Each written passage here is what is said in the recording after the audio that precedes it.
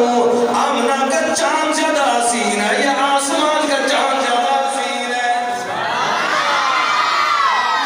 कहते हैं मैं एक निगाह आमना के चांद को देखता हूँ, फिर आसमान के चांद को देखता हूँ, फिर आमना के चांद को देखता हूँ।